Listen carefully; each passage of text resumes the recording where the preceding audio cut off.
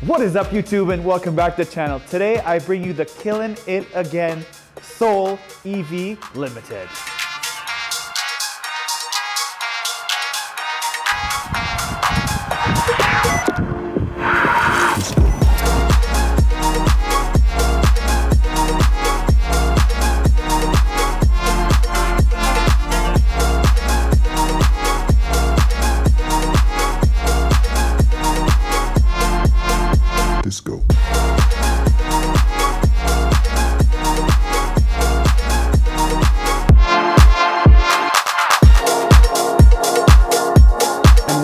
Killing it again, I definitely don't mean its looks, because this is probably the ugliest Kia makes.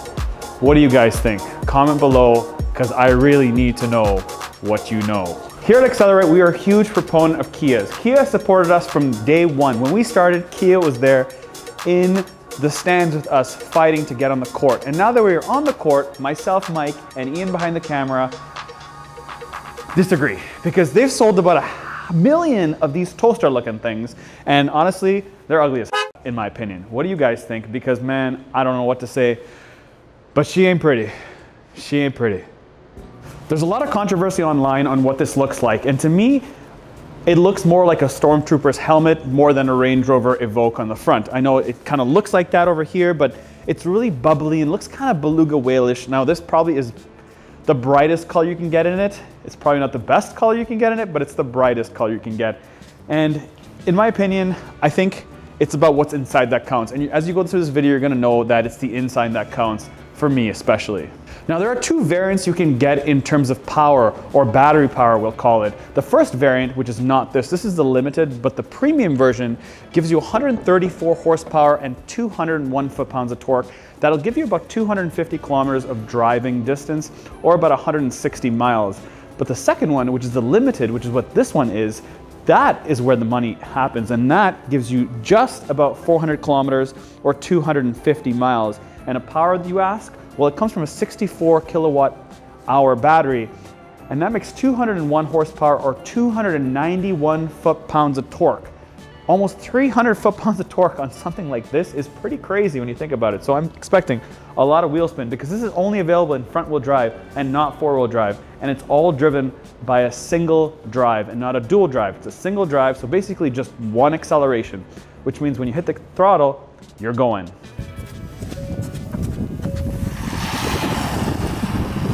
You see, this is a 2021, and this was supposed to be launched in 2020, but Kia, or the global shortage of batteries, posed a problem for Kia, so they wanted to push all the batteries they got into the other vehicle they make with this sort of drivetrain, and that is the Kia Niro. Now, but there must be a reason why people buy these rectangular boxes, and that's because a lot of other boxes didn't make it. You see, the Honda Element, the Scion XB didn't make it, the Nissan Cube didn't make it. There are a lot of other cars that didn't make it, but this one did. So there must be a reason on why this thing is working. So let's find out. So what makes this a limited besides the battery power? Well, there's a few things in this car, and one of the weirdest things that I found that it has, it's got something called window obstacle detection. Now, I've tried this numerous times and I almost broke my hand, but essentially it's supposed to know that there's an obstacle in the way. And what bigger obstacle than two hands banging down on this thing? Yeah, so couldn't get that to work. So in this limited, they have 17-inch wheels, but along with that, I really do like the fact they actually put some piano black pieces that make the car look nice. Now, look at this, it's right here, and it sort of splits the vehicle in two, and it sort of brings it back here. And obviously, you're trying to make some sort of design cues to make it look good, but they have done that, because if you look at the fenders here, it sort of looks like they're not really fender flares, they're more actually indentations in the fender that makes it appear that way, which is kind of cool. But I understand why they sell. They sell because they're very easy to get in and out of. You simply just stand here, you put your butt down, and you get in. So it's a very easy car to get in and out of, which is a huge selling point. In the front as well in the back. Same sort of things. The doors open nice and wide. It's easy to get in and out of. And well, it does have a lot of cargo capacity when you put the seats down. So let's go take a look at the back and see what's in store in the trunk. But before we jump to the back, I want to talk about something called regenerative braking, or regen braking. And what that essentially means is when I am braking or let my foot off the throttle, it's actually feeding power back into the batteries. That's called regen braking. Now, there's a few ways to accomplish this. Now, in the Porsche Taycan that we reviewed a couple months ago, the way that worked was when I hit the brakes, it actually applied regen braking first and then actual braking second.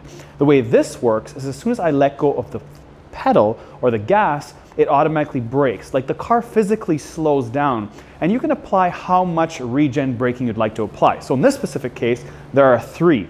There's like minimum, medium, and maximum regen braking. So if you're a maximum and you're driving down the street and you let go of the brake, it literally, let go of the gas, sorry, it literally feels like the car is coming to a dead stop without you touching the brakes. When you hit the brakes, you're actually using the physical brakes. But when you let go of the gas, you're actually slowing down. And that is called one pedal driving, because you don't actually use your brakes, you just simply let go of the gas and the car brakes. Now there's 3 increments of that. But there's actually a 4th one, and that's called hold and brake. And what that is you simply just hit the shifters on the left and it actually comes to a full stop. And I'll explain that when I'm in the drive portion. And let's get to the back.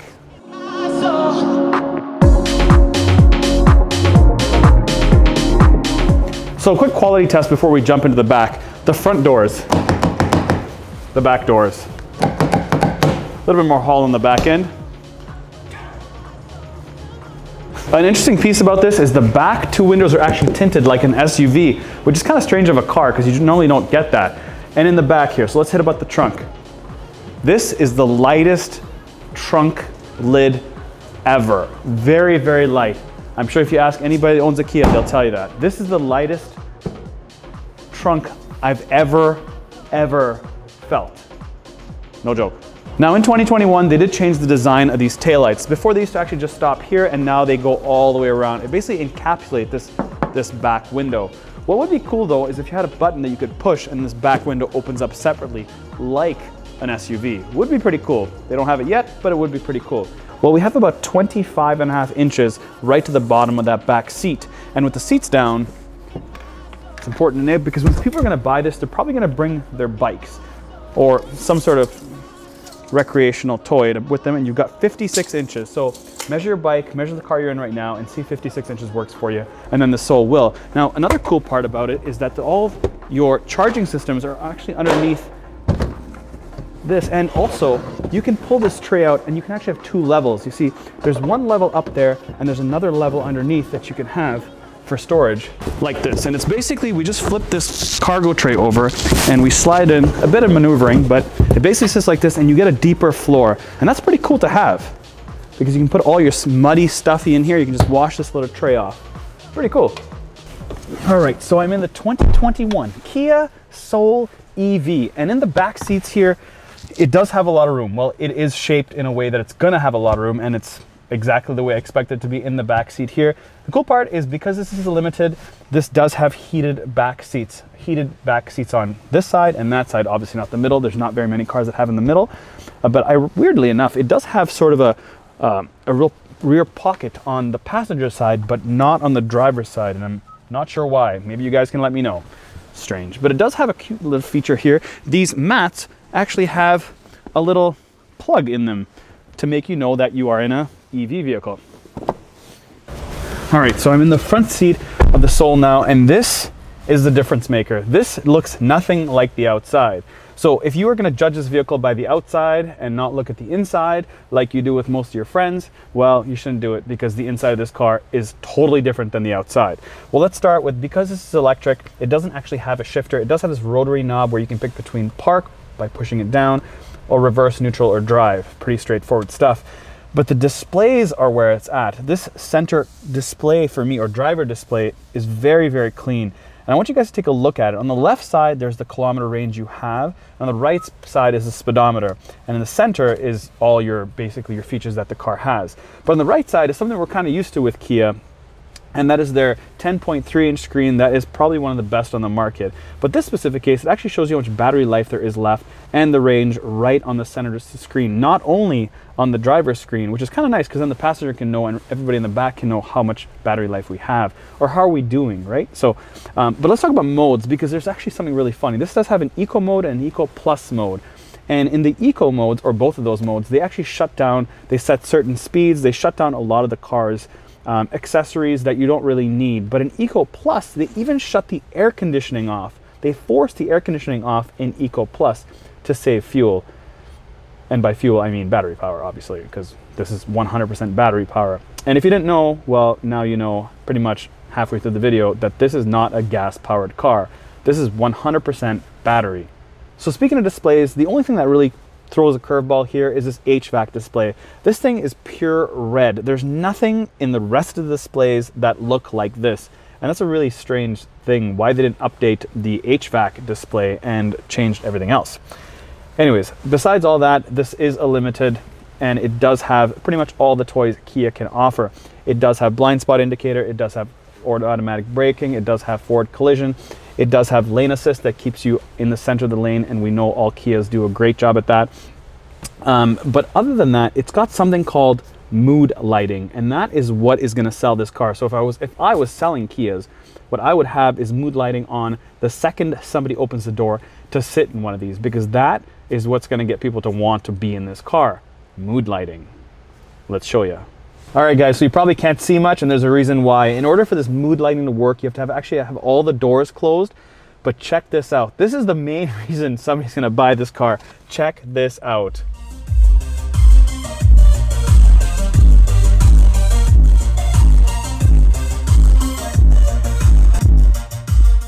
Damn! So it does have an EV button. So when I hit the EV button, I get this display on this 10.3-inch screen here, which is kind of cool because look, if I hit the battery, it actually shows me, and not a lot of cars can do this, you can actually scale back how much power you want to put in the battery, which you would think, like, why would I not want it 100%? Well, sometimes you would want to have battery degradation. You actually want to keep the battery as good as you can, and sometimes that's achieved by setting it at about 80%, which actually some Audis do. They set it at 80%. They don't actually let you get 100% of vehicle battery life, because remember, like anything else, if you take it right to the top every time, it actually kills the battery over time. So remember I was talking about the regen braking, and that is done by your paddles here. On the left side is to maximize your regen braking, and on the right side is to minimize it. So you can actually just coast, which is kind of cool. And speaking of that, here are your drive modes. Your drive mode button's right here, and on the screen you see you have Eco, Normal, Sport, and Eco Plus. And when you select Eco Plus, by holding it down, you set a limit of, in this specific case, 90 kilometers an hour, or about 50 miles an hour. That's all you can drive just to save fuel. And guess what? No air conditioning. And by fuel, I mean battery life.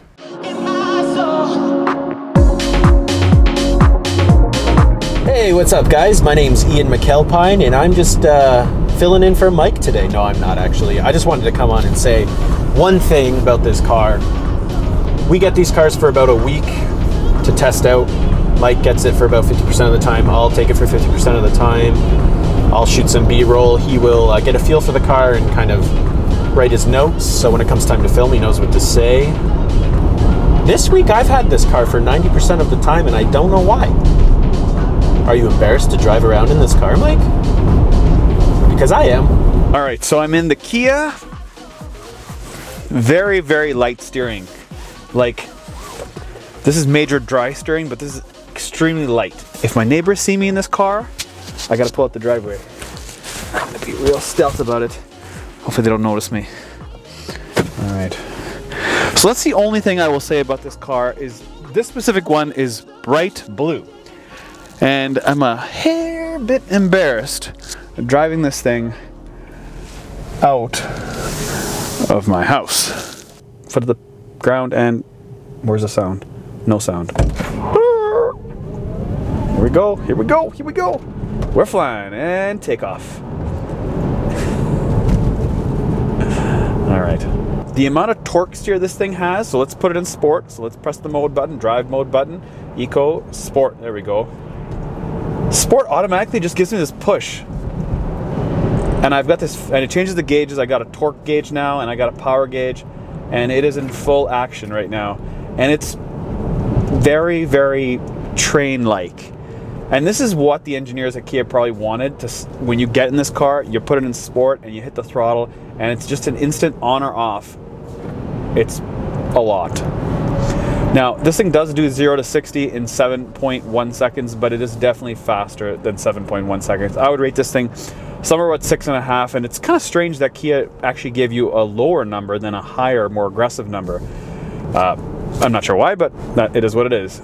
So I've been driving this thing for about 10 minutes now, and one thing that's really apparent is, besides being all electric and having instant torque, like that, instant torque, is it has a lot of torque steer. Because this has an open diff, it's not a lock diff, so both wheels don't spin at the same time. Wherever I point and I hit the gas, I go in that direction. So it's not strictly hit the gas, go straight. It's hit the gas and where am I leaning? If I'm on the left portion of the lane and I try to move a little to the right and I hit the gas, I'm fundamentally getting pulled that direction. So it's got a lot of torque steer. That's definitely apparent in sport. But it's very smooth. Like, as I mentioned, the steering's very smooth and the feel is the suspension's very smooth, and that is very, very Kia. So that's a really good piece of Kia that they've still stuck with this thing, that it's very smooth and it's got some power. I just don't want people to see me in it. Me specifically, in this color. Another interesting piece is I'm at a full stop now and I've taken all the regen braking off, and as soon as I let go of the brake, we roll forward. This is a really nice piece to have because not all electric cars do this. Sometimes they need you to apply the gas or pedal for it to move forward. This one, no, just let go of it and we roll forward. And smoothly, almost exactly the same as a gas car. I would not know it any different in terms of the approach of how it pulls forward just at a stoplight. On the throttle, it's just so cool driving a electric car, and this is the future. This is the future. Well, it's the present now, but you know, us gas guys still call it the future. So what are the downsides? Well, I'll give you one, and that's charging. On a conventional charge at 110 volts, you plug it into the wall at home, it takes about 34 hours to charge. That is a long time. So it's not really designed as a primary car, in my opinion, unless your primary driving is just in the city and short distances. If you want a highway cruiser, it does a good job cruising and you get good mileage when you're cruising, but you still got to charge it. And unfortunately, this only takes a maximum of 100 kilowatt hour charging station. You can't charge it at 150. That's the maximum charge you can get is 100 into this thing. And that takes 1 hour and 15 minutes to get to an 80% charge. And then you top it up at home when you get home. So there is some variance and there's some opportunity there, but it does do, as I mentioned, just under 400 kilometers in terms of range. And that is a lot of distance. So do I think it's a main primary car? I think if you have the right plug and you have the right setup at home, then yes. But are we there yet? Sort of. So it depends on the person buying it. And the person that's buying it has to shell out almost 50,000 Canadian dollars, which sounds like a lot of money, but the cost of batteries are expensive. No matter what electric car you buy, the cost of the battery costs X amount of dollars. And let's not talk about high-end product, but even if we look at Tesla, which is about 15 kilowatt hour bigger than this thing in terms of energy it stores, it is still starting price of just about the same when this is loaded up. So yes, it's a Tesla and this is a Kia, but you get all the tech in this thing. And yeah, the tech guys are going to say Kia's better. Sure they are. So I really think this is a really good gateway car, and it's a gateway car from going from gas to finally electric because of all the physical buttons in here, all the closeness to what people are used to in the regular Soul. But there's also one really big factor, and that's rebates. So no matter where you live, or sorry, depending where you live, how much money you get back is how much money you feel like you're gonna spend, because in some places, there's enough rebates back that this costs the same amount as a gas one loaded. So at that stage, this is a no-brainer. But if you have to pony out all the money for this, it becomes a little bit of a harder sell for me. One final thing I want to talk about, and that is heating. Heating in electric cars is done differently than gas cars. And I can feel it. I can feel that this is actual electric heat rather than forced heat. I can smell it. Or maybe that's my flesh burning because this thing is boiling hot for the heated seats. All right, so I'm in the Kia Soul EV and I want to see how accurate this mileage is. Now, it is cold outside and I'm going to be driving fairly conservative, let's hope, And let's see what I do. So I've got the trip computer at 0, and we've got 340 kilometers, and the mileage I got to do is about 200. So I should be left with about 140, and that trip computer should show about 200. So let's see how accurate this math is. Now I quickly just want to say that this actually makes a difference on what mode you put it in. So right now I'm in Eco, and I'm going to change it to normal, and you can see it drops. And then Sport, it drops quite dramatically. And then if I hold Eco Plus down, well, there you have it, I get 353. So I'm gonna leave it in Eco because I do wanna have some heat, and I am gonna drive fast at 90 kilometers an hour. So let's go Eco and let's get this party started. All right, so here I am. I have 94K left, and I've done 177, and it was a mission trying to find a level 3 charger, but I found it. Everything else in Toronto has a level 2 charger, and this thing is slow with the level 2. You need a level 3. So here we are, level 3 charger. Let's go. Do some quick maths and let me know. All right, so trouble ahead. I'm at this station. That one doesn't work, and this one only works through an app. And guess what? The app can't connect properly. I'm connected in the car, but it can't connect. I made like 3 different phone calls to get a hold of whoever is in charge of this thing, Trio Vest, and they tell me that they have to send a technician out, and they'll let me know when the technician is here to get it, to put power in this car. Well, good times, EV. Time right now is 12:06. Let's see how long this thing takes. All right, so we are at 62 minutes and 85% charge and 41 kilowatt hours right there. And this is a 50 kilowatt charger, and there we have it. All right, so I got 292 kilometers here. When I did this, I had about 70. So if you take on average, and that took about an hour. So if you took on average, it's about half an hour for every 100K on a level 3 fast charger. So if you do the math, this took an hour. I got 200 kilometers out of it, or 210K. So it's about 120 miles. There you have it. So I hope you liked the review of this 2021 Kia Soul EV. Now this is the first economical EV I've ever driven, so there's a lot to take in here. But overall, if it were me, I'd have to get a strong enough rebate to jump on this thing, for me personally. But remember, they have sold about 1 million of these puppies. Not EVs, but souls in general. So there are believers, and if you're a believer, comment below. And as always, we'll see you next time.